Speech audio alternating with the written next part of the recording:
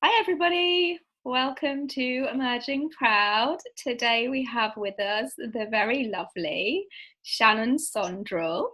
Welcome, Shannon. So good to have you in the Emerging Proud community.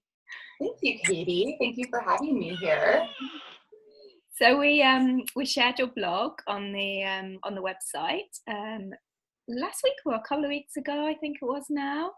And I was just really interested to hear more about your story, and I think so many of the community will resonate with your experience and your journey, because it's such an emergence through crisis to kind of live your hero's journey. And the work you're doing now is just, when I was introduced to you, I think, by Heather Nardi, who is heading up the Emerging Proud event in Minnesota. And when I clicked on your website, I was just like, wow, this lady is a woman after my own heart, because your strapline is that you're on a soul mission to illuminate the spiritual perspective in mental health. And I was like, wow, that could be my website, Right? Yeah. And it was so cool when we first connected, because it just feels like one of those real soul sister connections where it's like, yeah, we've known each other for a long time. Yes, I agree with that for sure. So really great to have you with us. So if you wouldn't mind just giving people a bit of background about kind of your story and what led you to do what you're doing now. So you're now a spiritual mentor, healer, and intuitive, and you specifically work with people with highly sensitive persons. Highly sensitive, yeah. Yeah. So, yes. But you talked a bit in your blog about having been through quite a traumatic crisis and ending up in the mental health system on medication with a diagnosis of psychosis. So I think it would be really great if we could start there, if that's okay with you. Yes. And that journey goes back about 9.5 years. And I really felt like almost overnight, I woke up in a completely different reality.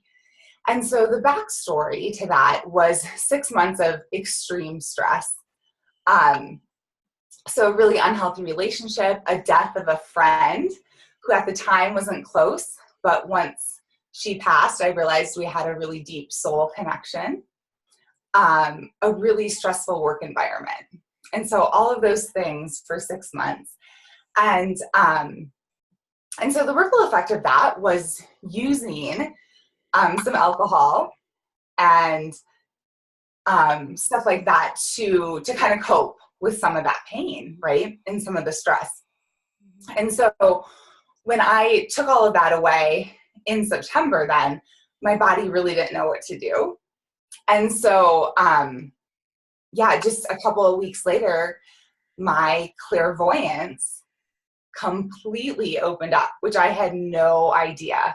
And so I was hearing voices that I knew other people weren't hearing, but I couldn't make sense of it. I was seeing things that were dark and kind of gray colored people, right? And it set me into a huge panic because I had no idea what was happening. And I felt like they were telling me things and I had no idea how they would know those things. And so it felt like I was being stalked. It felt like they were everywhere. And I just couldn't make sense of what was happening. And so I ended up in the ER in September for the first time, and they gave me sleeping pills and sent me home. I was just in for the day. And the sleeping pills shut down that connection.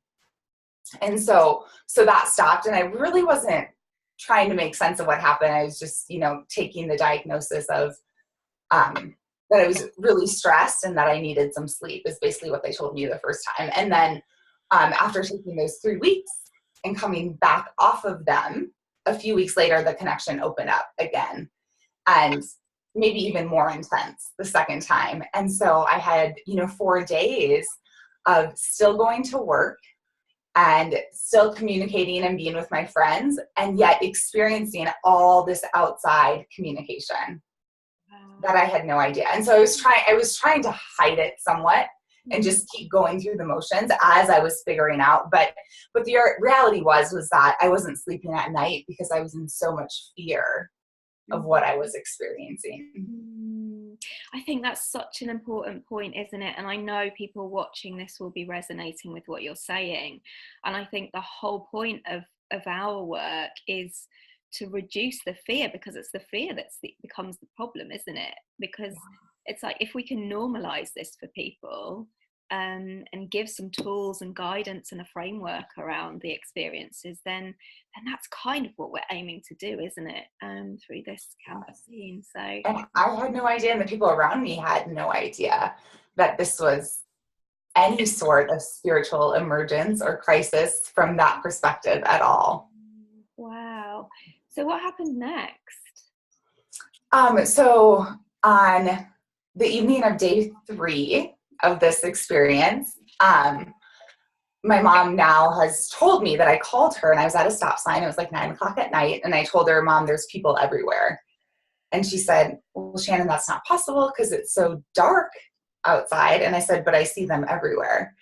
And so they, they were really concerned. And that next morning she called me and I was basically in a full-blown panic attack.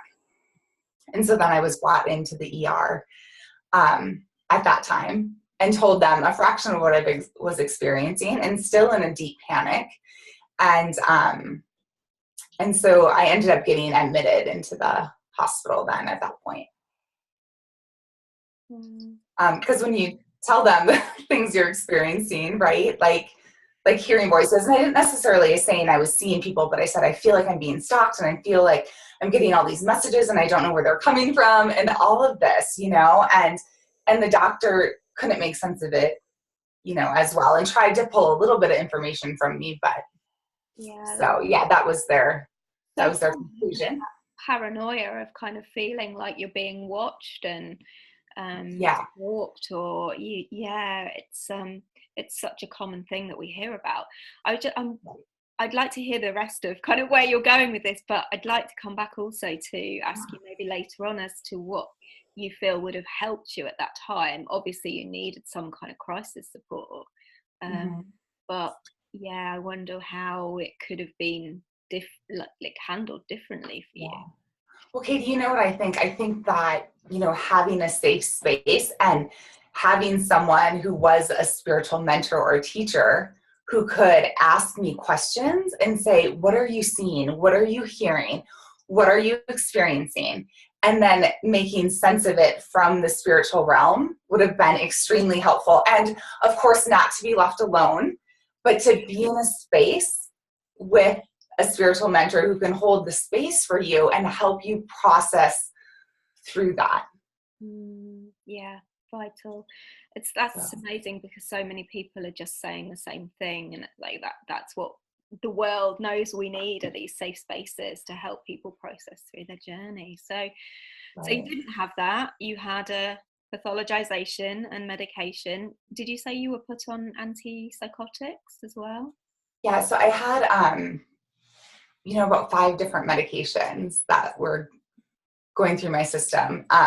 So a couple of antipsychotics, anti-anxiety, antidepressant, and a few sleeping medications as well. Wow. And then prescriptions for other things in case I had side effects from those. Yeah. Right? Yeah. So, and so the hospital stay was 10 days.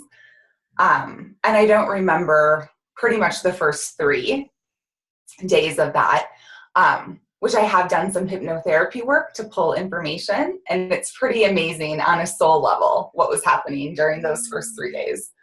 Wow. So on the 10th day, I walked out with this new reality of psychosis, medicated, and myself thinking for the rest of my life, and everyone around me thinking, this is a mental health issue, a mental health crisis, right? We just want to make sure she's okay and she's safe and all of those things. So, and I didn't know that I had any choices. And so I took that as truth. I took what the doctor said about the medication as my only option at that point. Gosh.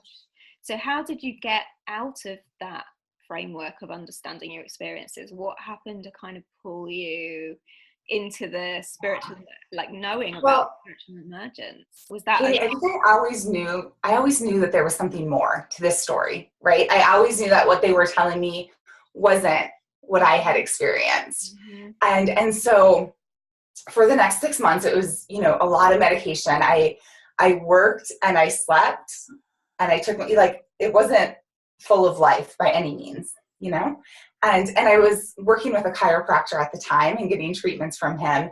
And one day he pulled me aside and just let me know that he could see I was losing all of my life force because of the medication. And he said, Shannon, you were so full of life before all of this, and I knew you before that.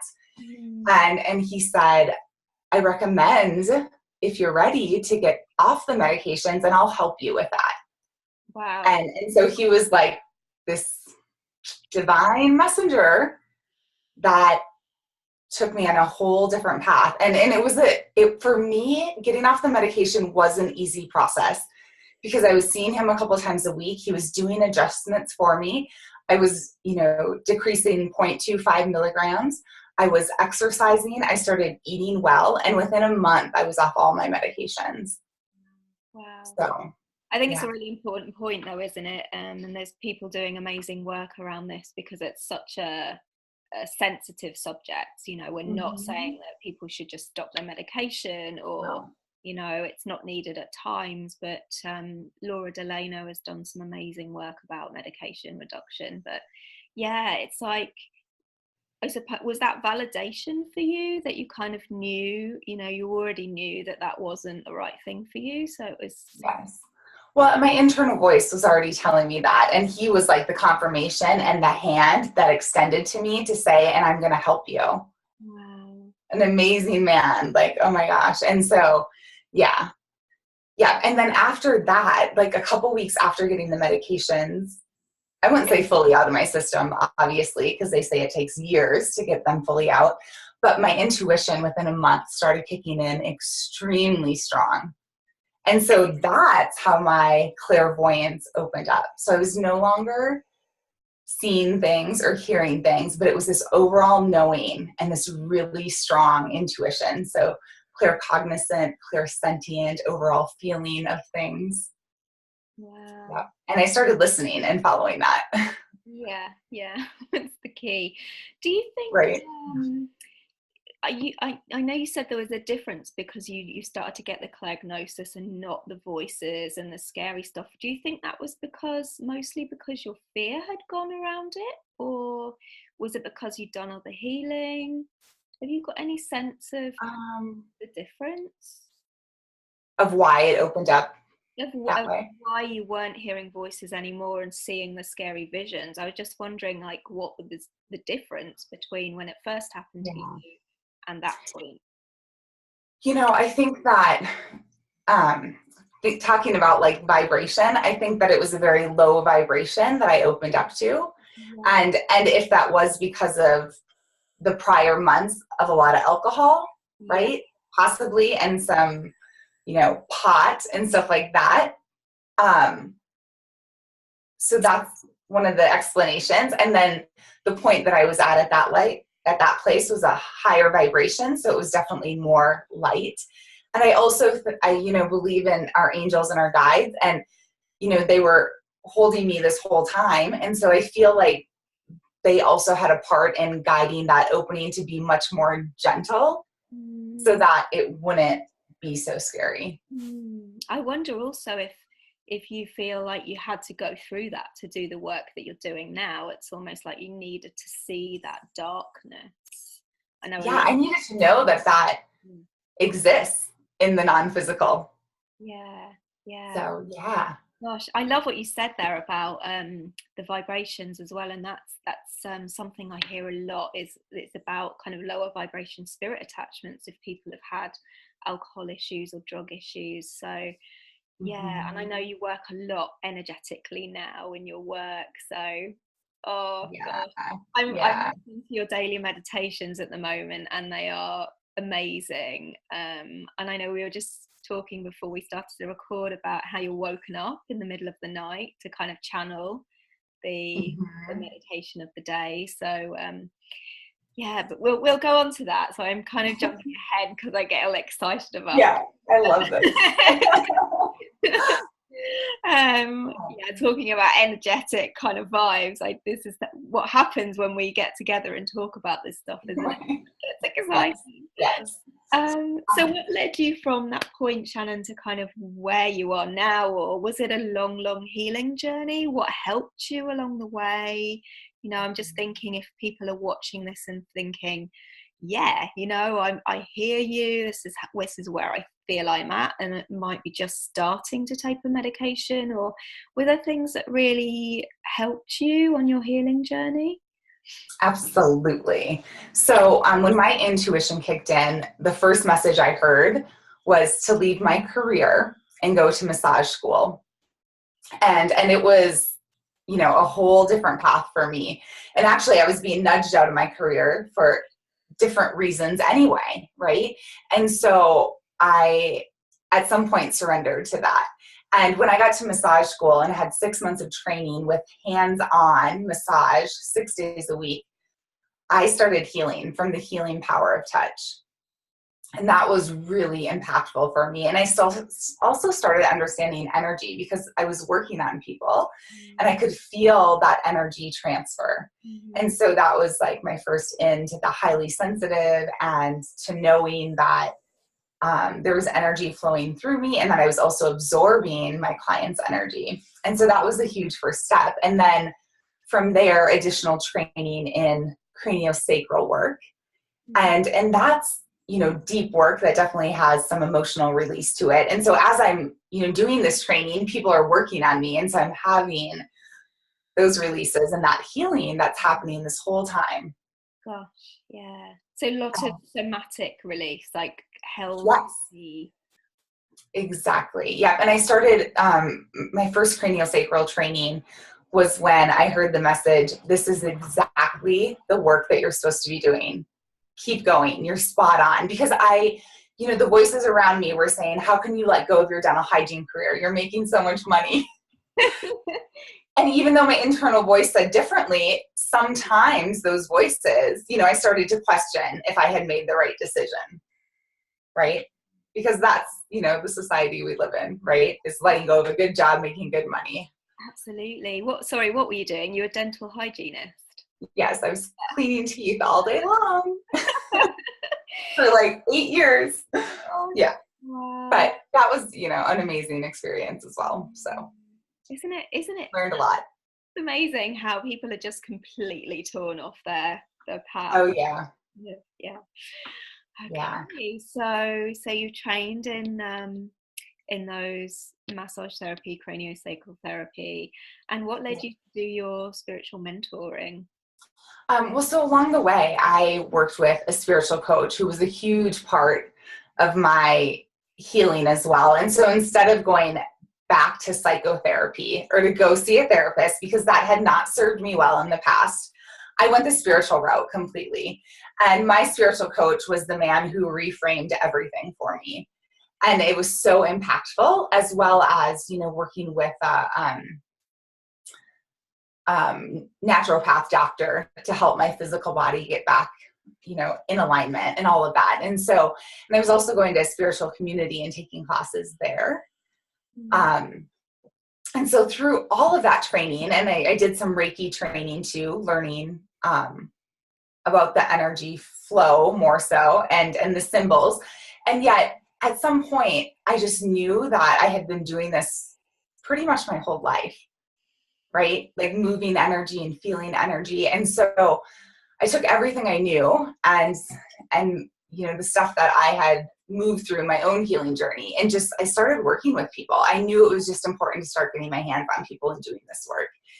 And then through that, my, patients were having my clients were having deep emotional releases on my table. And it was just amazing what was happening.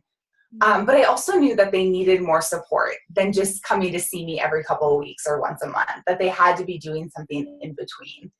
And that's where some of the, like the daily messages series, the online programs, that was really all developed because my clients kept asking for the same thing or needing the same type of support. And so that's where that came in. Oh, that's fascinating. So you're kind of guided by it's these relationships are always about learning, teaching at the same time, aren't they? It's so reciprocal. So I'm just thinking how you are guided by your clients to kind of build the business that you've got now, which is, and I hear you saying as well, so much about your healing journey was about holistic care, you know, good nutrition, healing the body, healing the mind, all in one go, and the validation being so important as well. Thank you so much for sharing so much vulnerability in your story. I so appreciate it when people speak out, and I think, you know, yours is really it's profound in the fact that you've gone through such dark experiences, and you know, you've been on the medication, and you are literally, I mean, your website is golden, and it's like you've got this glow, and it's like you want to give back and support people, and it's that's the emerging proud journey, you know, the epitome of emerging proud journey. So it's because I really feel like, you know, after the healing journey, it was this, what do I do now? You know, like I knew I was on the other side and I was working with people, but I was being called for sure to step up and out in a much bigger way. And that's where, you know, the warrior mentality comes in. And I truly feel that. I mean, I feel this glow and this light and this mission so strongly, you know, and that's going to be here for the rest of my life. Yeah, as you know. I do. So what's next, Sharon? And what do you do? What do you offer on your website? So you have the daily meditations, Mm-hmm. which I have the high vibrational living program, which is teaching energy and vibration and how that affects us, and especially for the highly sensitive people. And it guides them through all the tools and techniques. And it also, you know, helps them try to step into their dharma as well, and their life purpose and soul mission here, and just open them up to that, and open them up to leaving the analytical mind behind, the mind and the ego, tapping into the heart and the soul. And so it's really guidance into that. It's a 28-day program. And then I'm also going around the States and teaching a 2-hour workshop that's directly correlated, because I love the in-person stuff for sure. And I also do one-on-one coaching work over Skype and over Zoom. And that's energy healing and chakra opening. And so it's the healing portion of it, as well as, you know, moving through some of the blocks that they have, and again, allowing them to step into their life purpose and life mission. And many people just feel stuck with that. Like they don't know how to step in. And so I love guiding people into that as well. It sounds like you're creating the space that you needed yourself when you were admitted to the hospital. You know, you said you needed that space holding.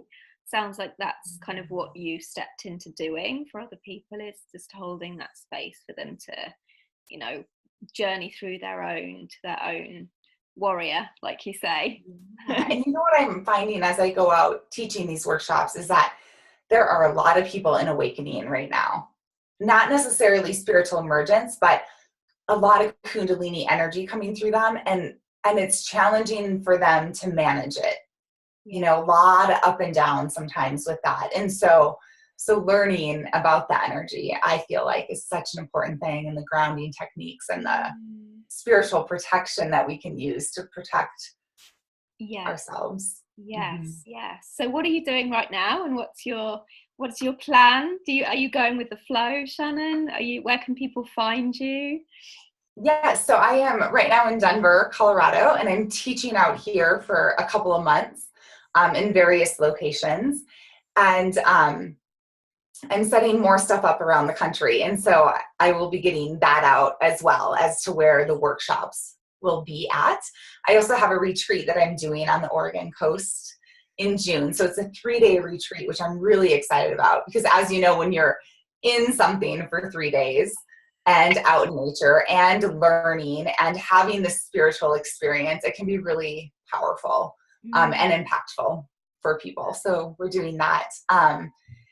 Yeah, and you know, it's spreading this information, spreading this knowledge, sharing my story around the country for people to understand these types of experiences, for other people who are struggling or have been through it, to help them reframe it and to understand some of the things that they have experienced that maybe they haven't made sense of yet.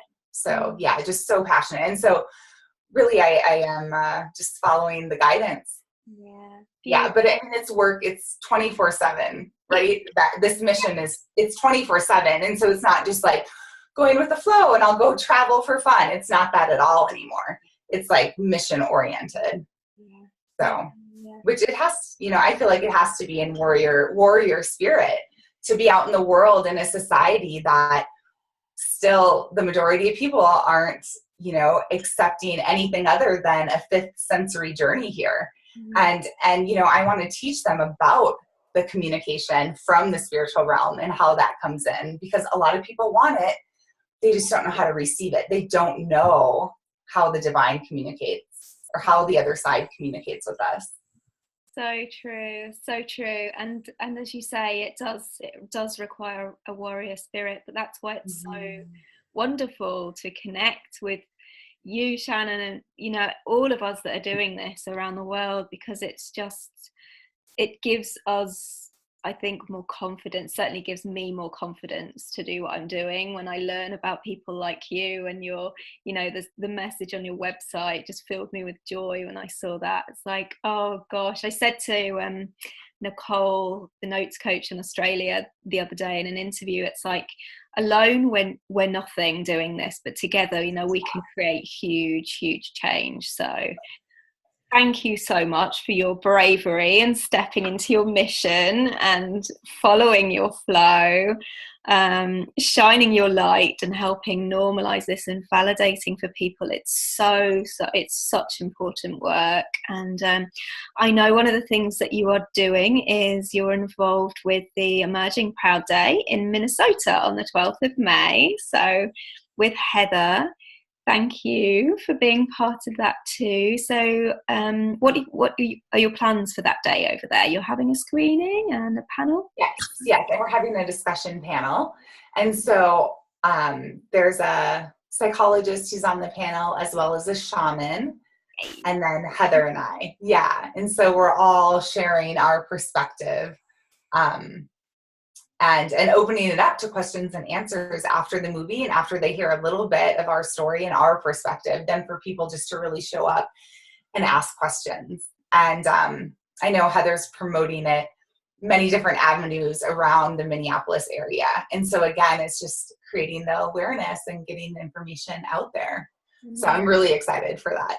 Amazing. I'm so grateful. I'm so grateful to you guys. And I know Heather's story is really profound as well, because she emerged proud with her daughter, who was a very young sensitive. And I think that's becoming so common as well, isn't it? It's like there's so many young people who are waking up too. So yeah, the more we can spread this message, well, yeah. And the other thing to understand is that this runs in families. Yeah. And so I've had people in my family come to me to tell me what they've been experiencing. And that was a huge aha for me when they started telling me that they have been experiencing some of the same things that I experienced. Yeah. And I mean, it does. It definitely runs in families, and the high sensitivity runs in families as well. For sure. Mm-hmm. Oh gosh, I'm sure we could talk for hours. This is my favorite subject right now. I talk about this 24/7. So where can people find out more about you, Shannon, and the work that you're doing and your retreats and workshops? So on my website at shannonsondrol.com, as well as I'm on Facebook and Instagram, and I am just learning more about navigating social media. And so I have a YouTube channel that I'm going to set up and just get really effective with utilizing the online world, because I would love to just do this all in person. That's I think my favorite, but the reality is that we need to reach people globally. So for sure. Yeah. Okay, well, if you when you set that up, Shannon, please let us know, and we'll post it on Emerging Proud, and people can follow your YouTube channel, and I'll put your website link below this blog. So Thank you so Wonderful. much. Thank you so much for joining us. It's been really lovely to talk to you again. Yes, you as well, Katie. Thank you for having me. You're very welcome. We look forward to hearing where your journey leads next. Thank you. It's going to be good. I know that for sure. Absolutely. See you soon. Awesome. Bye. Thank you so much.